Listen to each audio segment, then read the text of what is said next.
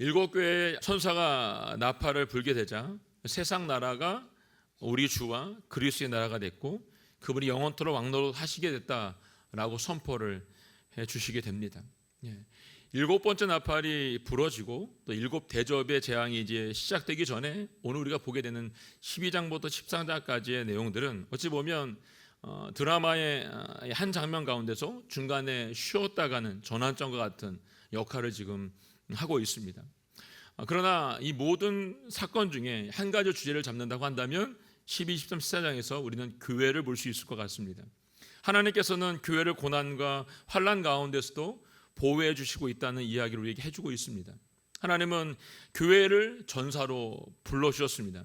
지금 우리는 사탄과의 전쟁을 선포했고 그리고 곳곳에서 계속해서 이 영적인 싸움을 싸워가고 있습니다. 그 전쟁이 이제는 더 심해진 시대 속에서 우리 모두가 살아가고 있을 뿐이죠. 저는 이 계시록의 말씀을 우리가 매주 보면서 앞으로 닥칠 환난과 박해와 고난을 볼 수 있기를 원합니다. 그리고 이 일을 우리 모두가 이상하게 여기는 것이 아니라 오히려 반드시 우리 모두가 거쳐가야 될 과정이라는 것을 알고 우리 모두 주님이 말씀하신 것처럼 승리를 선포하고 싸울 수 있기를 원합니다. 오늘 본문 중 요한계시록 12장은 세 가지의 단락으로 나누어서 볼 수가 있습니다. 첫 번째 단락은 땅에서 일어난 일이고 여자와 붉은 용과 여자가 낳은 아들에 대한 이야기입니다. 두 번째 단락은 하늘에서 일어난 천사 미가엘과 그의 천사들과 용과 그의 추종자들과의 싸움에 대한 이야기를 하고 있습니다. 세 번째 단락은 다시 땅에서 일어난 일로 용과 여자와 여자 유손들이 남은 자들에 대한 이야기를 우리에게 보여주고 있습니다. 저희가 12장, 13장을 전체적으로 함께 봐야 되기 때문에 제가 전체적으로 함께 쭉 읽어보면서 한번 보도록 하겠습니다. 첫 번째 단락은 1절에서 6절까지인데 이 부분에는 두 가지의 표징이 나타납니다. 그러니까 하나님께서 이 사도 요한에게 두 가지의 표징을 보여주게 됐는데 그 하나하나가 서로 우리를 바라보고 있는 것처럼 보입니다. 먼저 1절과 2절에 나와 있는 말씀 함께 보겠습니다. 시작. 하늘의 표정이 나타났습니다. 한 여자가 태양을 입고 있고 두 발 아래에는 달이 있고 머리에는 12별의 면류관을 쓰고 있었습니다. 여자가 아이를 임신하고 해산할 때가 돼 진통과 괴로움으로 울부짖었습니다. 아멘. 사도 요한에게 지금 첫 번째 큰 표징이 나타났습니다 라고 되어 있습니다. 여기 표징은 헬라어로 세메이온인데 그러니까 이적 또 신호 상징이라는 뜻을 가지고 있습니다.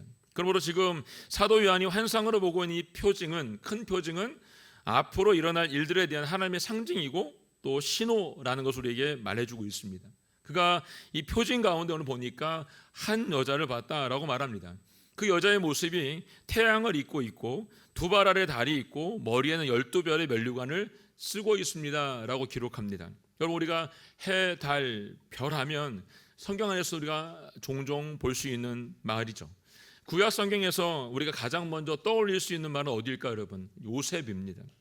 창세기 17장에 보게 되면 요셉이 형과 부모님들에게 자신의 꿈을 꾸었던 이야기를 하죠. 해와 달과 11별이 자신에게 절을 했다는 이야기를 합니다. 그 일 때문에 요셉은 형들에게 미움을 사게 되죠. 이 12별은 요셉 형제들과 이후로 신약에서는 12지파로 이스라엘 백성 전체를 말하는 표현입니다. 그렇다면 이 여자는 누구를 상징하고 있을까요, 여러분? 이 여자는 주님의 택하실 받은 12지파를 가진 구약의 이스라엘과 신약의 교회를 뜻해서 우리에게 알려주고 있습니다. 그런데 이 여자가 아이를 오늘 보니까 임신하고 해산할 때가 돼서 진통과 괴로움으로 울부짖고 있다라고 말합니다. 이 여자가 지금 당하고 있는 진통과 괴로움은 당시 교회가 겪고 있는 극심한 고통을 상징해서 보여주고 있습니다. 바로 이스라엘의 나라를 빼앗기고 로마의 속국으로 살아가면서 무엇보다 하나님의 계시가 끊어져 버린 이 신구약의 중간기에 영적 암흑시대를 살고 있었기 때문에 그렇습니다. 이 시기는 아이가 태어나면 모두가 사라지게 될 고통입니다. 그러나 그때까지 아이가 태어날 때까지 그들이 겪어야 될 이 고통이었다는 것이죠. 어떤 고통입니까? 여인이 겪고 있는 해산의 고통처럼 괴롭게 될 것이다. 힘든 시간을 보내게 될 것이다 라고 말합니다. 그렇다면 이 아이는 누구를 가리키고 있을까요? 바로 예수 그리스도를 가리키고 있습니다. 그러므로 이 말씀은 교회가 그리스도를 낳았다는 뜻이 됩니다. 교회가 그리스도를 낳았다는 것은 구약의 회중인 교회의 이 간절한 소망을 따라서 이 땅에 그리스도가 오셨다는 말이 됩니다. 이 말은 구약 이스라엘 백성들이 그리스도를 맞이하기까지 수많은 고난의 시간을 견뎌냈듯이 예수 그리스도의 재림을 기다리고 있는 지금 우리들에게도, 이 지금 교회들에게도 또한 이러한 해산의 고통을 통과해야 된다는 걸 우리에게 말씀해주고 있습니다. 여자가 새 생명을 이 땅에 탄생시키기 위해서 해산의 고통을 겪어야 했던 것처럼 우리도 예수님의 다시 오심을 맞이하기 위해서 반드시 이 해산의 고통을 견뎌내야 된다는 것을 말합니다. 사랑하는 성도 여러분, 예수님께서 다시 오시기를 예비한다는 것은 적당히 타협을 해서 되는 일이 아니라는 것입니다. 양다리를 거쳐서 될 일이 아니라는 거죠. 하나님의 나라를 소망하는 그리스도인이라면 마땅히 신앙을 지키기 위해 감내해야 되는 해산의 고통을 자신의 것으로 받아들여야 된다는 것입니다. 우리가 살고 있는 지금의 세상에서 불의한 것을 거슬러 살 수 있는 용기가 우리에게 필요하다는 것입니다. 세상이 미련하다고 말하는 것, 세상이 어리석다고 말하는 그것을 우리 모두가 할 수 있기를 원합니다. 그리고 이 믿음을 지키기 위해서 받아야 될 고통도 우리 모두가 감당할 수 있기를 원합니다. 세상이 미련하다고 생각하는 기도 가운데 나갈 수 있기를 원하고, 여러분, 세상이 어리석다고 말하는 예배와 말씀과 또 찬양 가운데 나올 수 있는 축복이 여러분 모두 가운데 있기를 원합니다. 우리 모두가 이 일에 동참할 수 있기를 간절히 기도해 봅니다. 이제 사도 요한에게 이 여인 이외에 두 번째 표징이 보여집니다. 함께 읽어볼까요? 시작. 그때 또 다른 표징이 하늘에 나타났습니다. 7머리와 10뿔을 가진 큰 붉은 용이 나타났는데 그 머리에는 7 면류관을 쓰고 있습니다. 용은 꼬리로 하늘에서 별들의 3분의 1을 끌어다가 땅으로 내던졌습니다. 용은 막 해산하라는 하는 여자 앞에 섰는데 이것은 그녀가 아이를 낳을 때 삼키기 위한 것이었습니다. 아멘. 네, 사도 요한이 본 두 번째 표징은 7머리와 10뿔을 가진 붉은 용입니다. 머리에는 7 면류관을 쓰고 있죠. 그리고 이 용은 꼬리로 하늘의 별의 3분의 1을 끌어다가 땅에 내던졌다라고 지금 표현하고 있습니다. 이 용의 정체는 뭘까요, 여러분? 부절에 보니까 큰 용, 옛뱀, 마귀, 사탄이라고 되어 있습니다. 구약을 찾아봤더니 이 구약의 근거에서는 창세기 3장에서는 뱀으로 표현되어 있고, 여러분 이사야 10장에 보게 되니까 리워 야단, 그리고 시편 89편에서는 하나님의 백성의 대적으로 상징되어 있습니다. 신약에 찾아봤더니 요한복음 12장에서는 이 세상의 임금이라고 표현되어 있고, 에베소서 2장에서는 공중의 원사를 잡은 자라고 표현되어 있습니다. 그리고 잠시 동안이지만 이 용이 그 꼬리로 하늘 별의 3분의 1 끌어다가 땅에 내던졌다고 하는 것은 하나님의 권위에 지금 도전하고 있다는 뜻을 보여줍니다. 그리고 지금 막 해산하라고 하는 여자 앞에 서서 그녀가 아이를 낳을 때를 기다리고 있는데, 왜냐하면 죽이기 위해서, 삼키기 위해서 기다리고 있습니다. 이 말은 역사적으로 보게 되면 헤롯이 아기 예수를 죽이기 위해서 2살 이하의 남자아이를 모두 살해했던 사건을 우리가 기억합니다. 또 예수님의 생애 동안 그를 죽이려고 시도했던 여러 가지 일들을 포함해서 볼 수 있습니다. 그리고 마침내 십자가에 못 박아 죽게 했던 상징, 이것이 모든 사건에 연관되어 있습니다. 즉 사탄은 그리스도의 산생과 이 죽음과 부활 때까지 주님께서 하셨던 모든 사역에 방해를 했습니다. 그러나 결국 이 일은 잠시 동안만 허락된 일이었고 승리는 주님께 돌아갔다는 것입니다. 사탄이 아이를 삼키려고 기다렸지만 그는 그렇게 할 수가 없었습니다. 5절 말씀 보겠습니다. 5절 말씀 시작. 여자가 아들을 낳았는데 그 산의 아이는 장차 쇠 지팡이로 만국을 다스릴 분입니다. 그때 그녀의 아이는 하나님 보좌 앞으로 들려 올라갔습니다. 아멘. 이제 여자가 아들을 낳았습니다. 그런데 그 산의 아이가 하나님 보좌 앞으로 들려 올라갔습니다. 사탄이 이 아이를 삼키려고 기다렸는데 이것과는 상관없이 아이가 하나님 보좌 앞으로 들려갔다는 것이죠. 아이가 보좌 앞으로 올라갔다는 것은 이 아이가 장차 쇠 방망이로, 쇠 지팡이로 만국을 다스릴 통치자가 된다는 것을 우리에게 알려주고 있는 사건입니다. 사탄이 아이를 죽이려고 했지만 최종 승리는 누구에게 돌아갔습니까? 예수 그리스도께 돌아갔다는 것입니다. 사단의 모든 계획은 완전히 수포로 돌아갔죠. 아무리 붉은 용이 7머리의 지혜를 가지고 있어도 하나님의 지혜를 이길 수는 없습니다. 아무리 사탄이 힘과 권세를 상징하고 있는 7면류관을 쓰고 있어도 결코 하나님을 이길 수가 없다는 것입니다. 이처럼 사탄의 계획은 언제나 실패로 끝나게 됐고 결국 그는 망하게 될 것입니다. 그리고 누구든지 예수 그리스도 믿는 사람은 다 구원을 받을 수 있는 길을 우리 모두에게 열어주셨다는 겁니다. 또한 역으로 하나님의 구원 계획을 막으려 했던 사단의 종말의 때는 더 가까이 임박했다고 하는 걸 우리에게 알려주고 있습니다. 자, 6절 말씀 볼까요? 6절 말씀 시작. 여자는 광야로 도망쳤습니다. 거기서 그녀는 하나님께로부터 예배된 장소를 얻었습니다. 이는 거기 사람들이 그녀를 1260일 동안 돌보기 위한 것이었습니다. 아멘. 네, 이제 아이를 낳은 여자가 용을 피해서 광야로 도망을 쳤습니다. 근데 그곳을 하나님께서 예배해 주신 장소다라고 말합니다. 어디라고요? 광야입니다. 예. 앞에 여인이 여러분 하나님의 여인 하나님의 백성 교회라고 상징했다고 했습니다. 그럼 이 교회가 하나님께 예배하신 지금 어디에 가 있습니까? 광야로 갔다는 것이죠. 왜 하필 광야일까요, 여러분? 기왕 돌봐주시고 싸매주시고 일으켜줄 것이면 광야가 아니라 다른 지역도 많을 텐데 왜 그를 광야로 보냈을까요, 여러분? 그건 우리가 알고 있는 것처럼 성경에 나와 있는 많은 사람들은 이 광야를 통해서 또 새로운 삶을 살아낼 수 있었던 걸 볼 수가 있습니다. 광야는 무엇보나 내가 내 마음대로 할 수 있는 곳이 아닙니다. 온통 사방이 흙과 모래로 덮여 있고 무엇 하나를 심어서 거두어 먹을 수 있는 땅이 아닙니다. 나 스스로의 힘으로는 아무것도 할 수 없는 땅입니다. 따라서 이 광야에 산다는 것은 전적으로 누구만 의지합니까? 하나님만을 의지해야 된다는 걸 말해주고 있습니다. 주님의 임재만을 구하고 하나님의 인도하심을 따라가며 하나님의 보호하심을 전적으로 구하며 받아야지만 살 수 있는 땅입니다. 그리고 그 광야에 가야 하나님을 더 가까이 만날 수 있는 장소가 됩니다. 그래서 그를 광야로 부른 것입니다. 하나님께서 마지막 때에 교회를 광야에 있었다고 하는 것은 교회에 고난이 없는 것이 아니라 반드시 고난이 있다는 것을 우리에게 암시해 주고 있는 겁니다. 지금 이 땅의 교회들도 광야의 시간을 보내고 있습니다. 저와 여러분도 이 광야의 시간을 지금 보내고 있는 것이죠. 이 시간 우리는 광야에 있음을 감사할 수 있기를 원합니다. 광야를 벗어나는 순간 하나님의 보호하심은 더 이상 그곳에 없기 때문에 그렇습니다. 저는 한 주간 동안 민수기 큐티 말씀을 통해서 본 것처럼 40일의 가데스만의 정탐을 끝냈을 때 이스라엘 백성들이 10명의 잘못된 보고로 인해서 어떻게 합니까? 가나안이 아닌 돌아가자라는 말을 선택했습니다.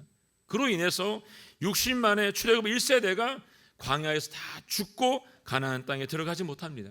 그들은 뒤늦게 후회를 했지만 하나님은 그들과 함께하지 않으셨습니다. 비록 광야의 삶이어도 하나님과 함께 있으면 그곳에는 만나도 주었고 매출하기도 생수도 먹을 수 있었습니다. 근데 그곳을 벗어나서 하나님이 계시지 않는 곳에 가게 되자 그들은 더 이상 안전한 것을 보장받을 수가 없게 되었습니다. 찬송도 여러분, 지금 우리 모두가 광야에 있습니다.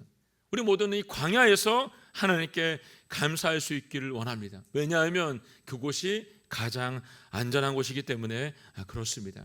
이제 두 번째 단락은 7절부터 12절에 나와 있는데 이것은 하늘에서 일어난 일이라고 보게 됩니다. 7절부터 9절까지 말씀 함께 읽겠습니다. 7절 9절 말씀 읽겠습니다. 시작. 그때 하늘에는 전쟁이 일어났습니다. 미가엘과 그의 천사들이 용과 대적해 싸우고 용도 이에 맞서 자기의 사자들과 함께 싸웠으나 용이 이기지 못했으므로 그들은 하늘에서 더 이상 있을 곳을 찾지 못했습니다. 큰 용, 옛뱀, 곧 마귀와 사탄이라고 나는 이 온 세상을 현혹하는 이가 쫓겨났습니다. 그의 사자들도 그와 함께 쫓겨났습니다. 아멘. 하늘에 전쟁이 났습니다. 미가엘과 그의 천사들과 함께 용과 그의 사자들과 함께 싸움이 일어나게 됐습니다. 결과는 어떻게 됐습니까? 사탄의 참패였습니다. 사탄 더 이상 하늘에 머물 장소를 찾지 못하게 됩니다. 자신을 따라온 사자들과 함께 하늘에서 쫓겨나서 이 땅으로 내려오게 됐습니다. 쫓겨난 거죠, 여러분. 이 일로 인해서 12절 말씀에서는 이렇게 말합니다. 제가 읽어볼게요. 그러므로 하늘과 그 안에 거하는 사람들아 즐거워하라. 그러나 땅과 바다에 재앙이 있을 것이니 이는 마귀가 자기의 때가 얼마 남지 않은 줄 알고 분을 품고 너희에게 내려갔기 때문이다 라고 말합니다. 사단이 쫓겨난 하늘은 어떻습니까? 평화가 찾아왔고 기쁨과 즐거움이 찾아왔습니다. 그러나 이 땅은, 사단이 쫓겨나서 내려온 이 땅은 여러분, 사단으로 인해서 재앙과 고난과 역강이 임하게 되었습니다. 특히 이 땅의 교회들은 사탄의 집중 공격을 받게 되고 어려움, 극심한 고난 가운데 빠지게 되었습니다. 그렇다면 사탄 때문에 우리가 걱정할 필요가 있을까요? 없습니다. 사탄도 하나님의 피조물에 불과한 존재이기 때문에 우리가 결코 두려워할 필요가 없습니다. 지금도 하나님께서는 우리에게 이 힘을 주고 있습니다. 비록 그들에게 남은 힘을 쓸 수 있도록 주었지만 결국 그들은 멸망하게 된다는 것입니다. 시간 문제죠, 여러분. 곧 심판이 그들에게 올 것이기 때문에 그렇습니다. 한 해에 있었던 이 전쟁을 통해서 분명히 알 수 있는 세 가지 영적 의미를 볼 수 있습니다. 첫 번째는 뭐냐면 과거 사탄이 하나님을 대적했다가 패배하고 쫓겨났다는 사건입니다. 두 번째는 예수님의 십자가의 사건으로 죽음을 깨뜨리고 부활하신 주님께서 사탄의 머리를 부순 사건입니다. 세 번째는 이제 곧 사탄에게 닥칠 마지막 심판의 사건을 얘기해 주고 있는 것이죠. 결국 이 세 가지 영적 원리는 뭡니까? 사탄이 패배할 것이라는 것입니다. 그리고 우리는 반드시 승리하게 된다는 겁니다. 이제 요한계시록 12장의 마지막 세 번째 단락은 13절부터 17절까지 땅에서 일어난 일로 용과 여자와 여자의 후손에게 남은 자들에 대한 이야기를 해주고 있죠. 함께 해볼까요? 13절부터 16절까지 읽겠습니다. 시작. 용은 자기가 땅으로 쫓겨난 것을 알고 사내 아이를 낳은 여자를 쫓아갔습니다. 그때 그녀에게 큰 독수리의 두 날개가 주어졌습니다. 그래서 그녀는 광야 곧 그녀의 거처로 날아가 거기 뱀의 낫을 피해 한 때와 두 때와 반 때 동안 부양을 받았습니다. 뱀이 자기 입에서 여자의 등 뒤에 물을 강같이 토해내어 그 물로 그녀를 휩쓸어 버리고 했습니다. 그러나 땅이 여자를 도와 그 입을 열어 용의 그 입에서 토해낸 강물을 삼켰습니다. 아멘. 네. 이제 하늘에 쫓겨난 사단이 아기를 낳은 여자 곧 교회를 핍박하기 시작하죠. 그러나 하나님은 교회를 광야로 보내 보호해 주셨다고 말했습니다. 이렇게 광야라고 하는 곳에 비록 고난이 있겠지만 결코 그곳에서는 패배는 있을 수 없습니다. 하나님 이제 그녀에게 큰 독수리의 두 날개를 주어서 광야로 피해서 한때, 두때, 반때 동안 하나님의 돌보심을 받게 하고 있습니다. 여기 한때, 두때, 반때는 3년 만의 시간을 얘기하고 있고 6절에서 보았던 1260일과 같은 날수를 의미해서 보여줍니다. 즉 예수님께서 다시 오시는 마지막 날까지 이 교회와 성도는 하나님의 보호하심을 받게 되어 있다는 것을 이렇게 보여줍니다. 그리고 사단이 물을 강같이 토해내어서 그 물로 교회를 휩쓸어 버리겠다라고 말하지만 그렇게 되지 않습니다. 여기서 물을 강같이 토해낸다는 것은 홍수를 의미해서 표현해주고 있습니다. 사단이 하나님의 교회를 핍박하려고 저지르는 온갖 형태의 파괴를 홍수에서 상징해서 얘기하고 있습니다. 이러한 홍수는 당시 유대인들이 초대교회를 말살하려 했던 핍박이나 혹은 마지막 때에 택함받은 자들까지도 넘어지게 할 미혹을 의미해서 얘기해 줍니다. 이런 핍박과 미혹이 홍수와 같이 온다 할지라도 하나님께로 출애굽 당시에 이스라엘 백성을 구해준 것처럼 광야에 큰 홍수가 나도 지리적인 환경으로 땅 위의 물을 모두 흡수하시는 것처럼 하나님의 교회, 하나님의 사람들 반드시 지켜주겠다는 보호의 말씀이 여기에 숨겨져 있습니다. 이제 사탄이 하늘에서도 땅에서도 싸움에서 승리할 수 없게 되자 이번에는 다른 핍박의 대상을 찾죠. 그 대상이 17절에 나와 있는 대상입니다. 읽어볼까요? 시작. 그러자 용이 여자에게 분노를 품고 여자의 우선에 남은 사람들 곧 하나님의 계명을 지키고 예수의 증거를 붙잡고 있는 사람들과 더불어 전쟁을 하려고 떠나가 바다가 모래 위에 섰습니다. 아멘. 근데 이제 사탄이 교회를 상징한 여자를 상하게 할 수 없다는 것을 깨닫게 되자 분노해서 어떻게 합니까? 그 여자의 남은 후손들 즉 하나님의 계명을 지키고 예수 그리스도의 복음을 증거하는 성도들 개개인을 공격의 대상으로 삼았다는 것입니다. 그러나 사단이 원하는 대로 성도 개개인을 향해 공격을 한다 해도 결코 그들은 승리를 보장할 수 없습니다. 왜냐하면 하나님께서 그들을 이미 보호해주고 있기 때문에 그렇습니다. 그리고 그들은 어린 양의 피와 그들이 증언하고 있는 복음의 말씀을 통해서 사탄을 이겼고 죽기까지 자기들의 목숨까지 아끼지 않고 내어주었기 때문에 승리할 수 있었습니다. 이들의 이 순교로 결국 믿는 자들의 수가 더 늘어나게 되었고, 사탄은 이 일 때문에 더 겨우 승리할 수 없게 됩니다. 사탄은 이 싸움을 혼자 힘으로 도저히 이길 수 없다는 걸 깨닫게 되자 이제 요한계시록 14장 13장에서 두 짐승을 소환해서 불러내게 됩니다.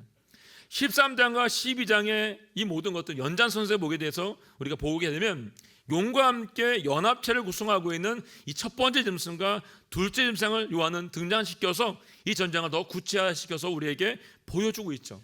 첫 번째 짐승은 1절에 10절에 등장하는 짐승으로 용의 권세를 받고 짐승으로 하나님과 하늘에 있는 거하는 자들, 즉 성도들을 모욕하고 그들과 싸워 이기며 만국을 다스릴 권세를 그들이 받았다라고 성경이 기록하고 있습니다.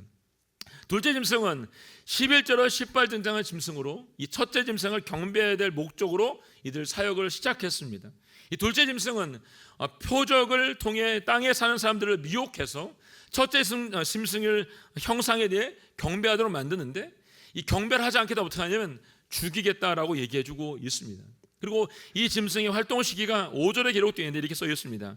짐승은 오만하고 하나님 모독하는 말을 한 입을 받았고 42개월 동안 활동한 은사를 받았다라고 말하고 있습니다. 이 짐승이 활동할 수 있는 시기를 하나님께서 42개월 동안 허락해 주었다는 것이죠. 앞에 12장 6절과 14절에 보았던 3년 만과 1220일, 60일과 다 같은 날수입니다. 이것은 예수님의 초림과 재림 사이에 하늘에 속해 있으면서 땅에서 영적 전쟁을 수행하는 교회 공동체의 이중적 모습을 잘 드러내고 있습니다. 특히 이 기간이 13장에서는 짐승의 활동 기간으로 설명되기 때문에 교회가 필연적으로 고난을 받을 수밖에 없다는 것을 우리에게 보여주고 있는 것이죠. 이런 핍박과 고난의 상황 속에서 성도들에게 오늘 성경은 요구하고 있는 게 있습니다. 그것이 9절을 보게 되면 이렇게 써 있습니다. 9절 말씀 함께 볼까요? 시작. 누구든지 귀 있는 사람은 들으십시오 라고 말하고 있습니다. 이 말씀 어디 와서 많이 보지 않았나요 우리가 여러분? 2장과 3장에서 7교회에게 보냈던 편지의 마지막 부분에 나오는 부분입니다. 누구든지 귀 있는 사람은 이 말씀을 들어야 된다라고 요구하고 있습니다. 10절 말씀을 10절 말씀 볼까요? 10절 시작.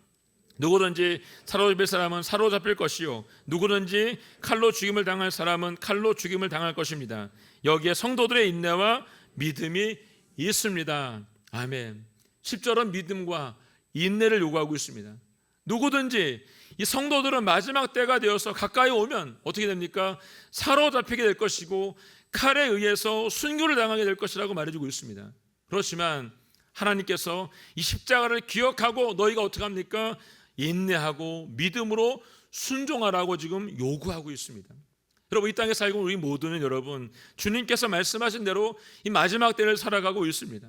우리는 여러분 사로잡힐 수도 있고 칼에 순교할 수도 있습니다. 그때 우리가 해야 되는 것은 믿음의 순종입니다. 믿음의 인내입니다. 이것을 잊지 말라라고 오늘 우리에게 얘기해주고 있는 것이죠.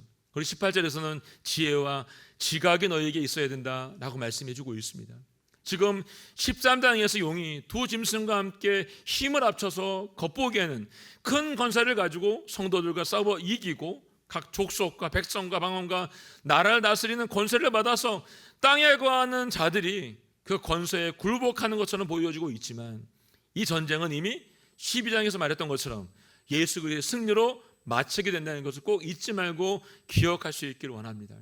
오늘 말씀을 통해서 사도 요한은 이 고난과 핍박을 당하는 교회들과 성도들을 위로하고 있습니다. 하지만 달콤한 말로 하고 있지 않습니다. 눈에 보이지 않는 영적인 현실을 우리들에게 보여주고 있습니다. 이 말씀은 지금 여러분과 저에게도 보여주고 있는 말씀이죠.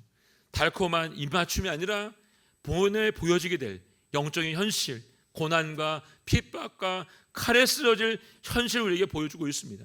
결말을 보고 우리 모두는 알 수 있습니다. 여러분, 우리는 반드시 승리할 것이기 때문에 우리의 삶 가운데 말씀하시는 주님의 음성을 들을 수 있기를 원합니다. 어떤 어려움과 고난이 있다 할지라도 이 일을 우리 모두가 끝까지 감당할 수 있기를 원합니다. 이제 우리에게 고난이 없어진 것이 아니라고 했습니다. 오히려 죽기까지 생명을 아끼지 않는 자들에게 승리가 약속되어졌고 보장되었다라고 말했습니다. 예수님은 누구든지 제 목숨을 구하는 자는 잃을 것이라고 했습니다. 누구든지 나를 위해 제 목숨이 있는 자는 찾게 된다라고 분명히 말씀해 주었습니다. 이들은 순교로서 저항함으로 하나님 앞에 나아갔고 그 일을 통해서 많은 사람들이 주님께 돌아올 수 있도록 했다는 것입니다. 지금 이 고난이 당장 어렵고 힘들 수 있습니다. 저도 마찬가지, 여러분도 마찬가지죠. 우리에게 다가온 이 고난과 역경과 어려움들이 쉽다고 말한다면 거짓말이죠. 분명히 힘듭니다, 여러분. 근데 오늘 말하고 있습니다. 들을 수 있는 귀를 열어서 들으라고 말하고 있습니다. 지혜와 지각을 가지고 들으라고 말하고 있습니다. 그리고 인내와 믿음을 가지고 승리하라고 분명히 말씀해주고 있습니다. 오늘 이 말씀처럼 우리 모두가 끝까지 핍박과 고난을 이겨내서 주님 오시는 그날 주님의 신부로 준비될 수 있기를 예수님의 이름으로 선포합니다. 어찌 보면 여러분들에게 매주 들려지고 있는 요한계시록의 말씀은 이 기회를 놓치지 말라는 주님의 음성처럼 들립니다. 여러분 모두 매주 들려진 이 말씀을 통해서 이 말씀을 끝까지 붙잡고 놓치지 않으시기를 예수님의 이름으로 축원합니다. 아멘. 함께 찬양하고 기도하겠습니다. 오늘 찬양은 찬송가입니다. 내 평생에 가는 길 순탄하여 늘 잔잔한 강 같든지 큰 풍파로 무섭고 어렵든지 나의 영혼은 평안합니다. 하나님 아버지, 내가 주님 안에서 이 평안을 누리게 하여 주십시오. 함께 찬양하고 기도하겠습니다.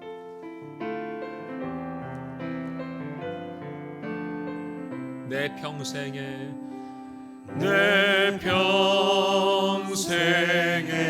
가는 길 순탄하여 늘 잔잔한 강 같든지 큰 풍파로 무섭고 어렵든지 나의 영혼은 늘 편안하나 내 영혼 평안해 내 영혼 평안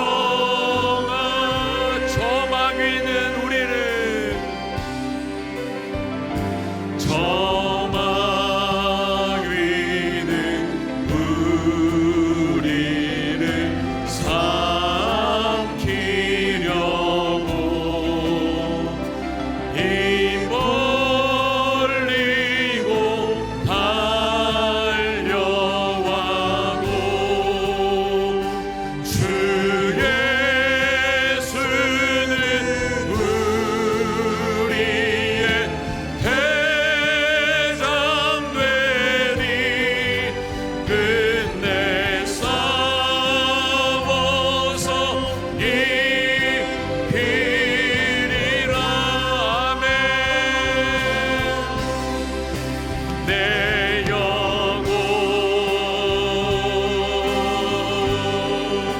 평안해 내 영혼 평안해 내 지은 죄 주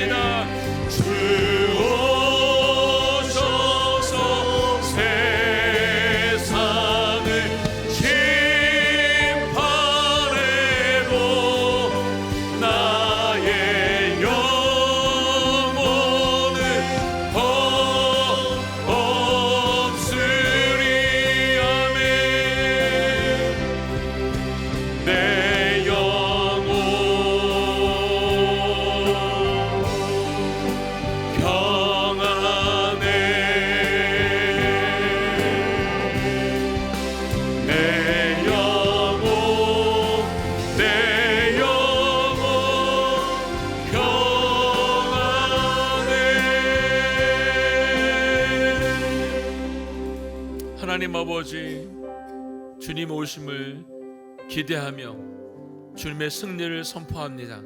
하나님 이 땅에 다시 오셔서 심판하실 때에 우리 영혼이 겁없게 하시고 주님과 함께 기뻐하며 춤출 수 있도록 도와주시기를 간절히 소원합니다. 이 땅의 사단의 모든 권세는 끝났고 더 이상 일어설 수 없음을 선포합니다.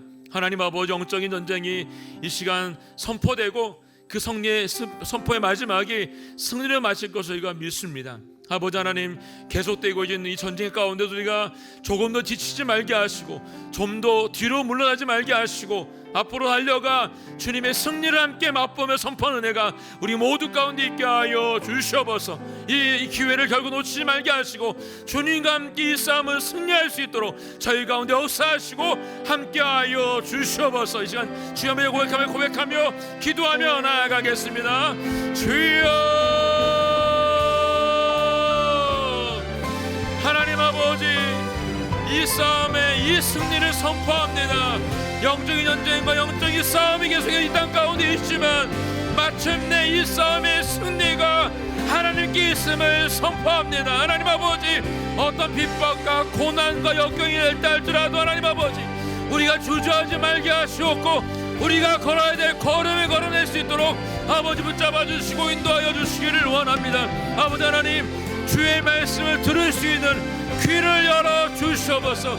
인내와 믿음으로 순종하게 하여 주시옵고 지혜와 지혜로 나아갈 수 있도록 도와주시기를 원합니다. 마침내 승리를 선포하고 주님과 함께 이 걸음 걸어낼 수 있도록 지금 우리에게 다가와 있는 고난과 여건을 나서 예수를 선포하며 나아갈 수 있도록 아버지 도와주시고 이 안에서 감사를 찾으며 찬양하는 기도하며 예배하는 내가 우리 모두 가운데 있도록 아버지 붙잡아 주시고 인도하여 주시옵소서. 주저하지 말게 하시고 주님의 길을 걸어낼 수 있도록 승리의 삶을 선포할 수 있도록 우리 모두 가운데 하나님 아버지 말씀하시고 역사하여 주시옵소서.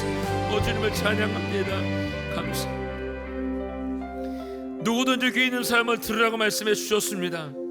반드시 우리는 사로잡힐 것이고 반드시 우리는 죽게 될 것입니다. 그렇지만 주님이 말씀하셨습니다. 인내와 믿음으로 이를 지키라고 말씀해 주고 있습니다. 하나님 아버지, 우리가 세상 가운데 이제 전쟁을 선포하였습니다. 영적인 전쟁을 선포하였습니다. 하나님 아버지, 이 싸움의 끝은 반드시 승리할 것으로 믿습니다. 아버지, 이 싸움 가운데 우리는 힘이 들 것이고 넘어질 것이고 쓰러질 것입니다. 그렇지만 또다시 일어나게 하시옵고 또 일어나서 주의 복음을 선포하는 자로 살아낼 수 있도록 도와주시고 인도하여 주시옵소서.